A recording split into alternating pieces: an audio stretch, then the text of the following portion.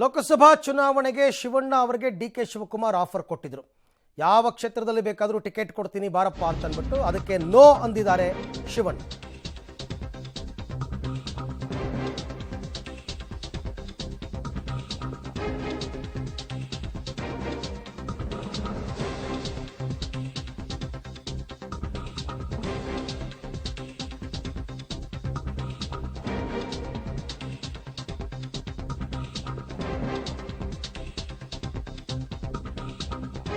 ಲೋಕಸಭಾ ಚುನಾವಣೆಗೆ ಡಿ.ಕೆ. ಶಿವಕುಮಾರ್ ಆಹ್ವಾನ ಕೊಟ್ಟಿದ್ದಕ್ಕೆ ನೋ ಅಂದಿದ್ದಾರೆ ಶಿವಣ್ಣ.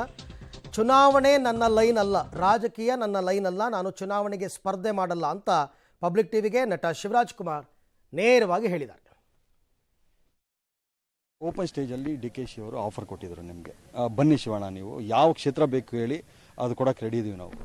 ಅವತ್ತೇ ಹೇಳಾಯ್ತು ಅದನ್ನ ತಿರ್ಗಾ ಪದೇ ಅದು ಹೇಳೋದು ಐ ಥಿಂಕ್ ಇಟ್ ವೋಂಟ್ ಸಾಕು ಅಷ್ಟೇ ಮುಗೀತು. ನಾನು ಅವತ್ತು ನಾನು ಇದು ಹೇಳ್ಬಿಟ್ಟೆ, ಪ್ರೀತಿಯಿಂದನೇ ಹೇಳಿದೆ, ಇಲ್ಲ ಸ್ವಾಮಿ ನಮ್ದು ಲೈನೇ ಬೇರೆ ಅಂತ ಹೇಳಿದೆ ಅಷ್ಟೇ.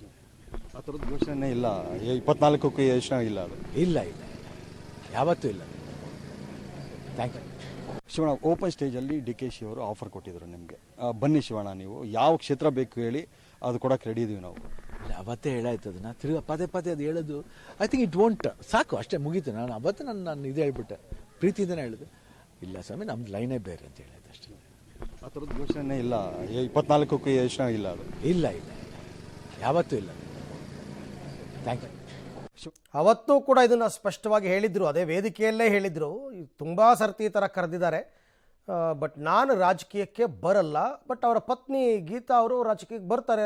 ಅವರು ಚುನಾವಣೆಗೂ ಕೂಡ ಕಂಟೆಸ್ಟ್ ಮಾಡಿದರು ಈ ಹಿಂದೆ ಒಂದು ಸರ್ತಿ ಶಿವಮೊಗ್ಗದಿಂದ. ಹಾಗಾಗಿ ಅವ್ರಿಗೆ ಆಸಕ್ತಿ ಇದೆ, ನನಗೆ ಆಸಕ್ತಿ ಇಲ್ಲ, ನನ್ನ ಲೈನೇ ಬೇರೆ.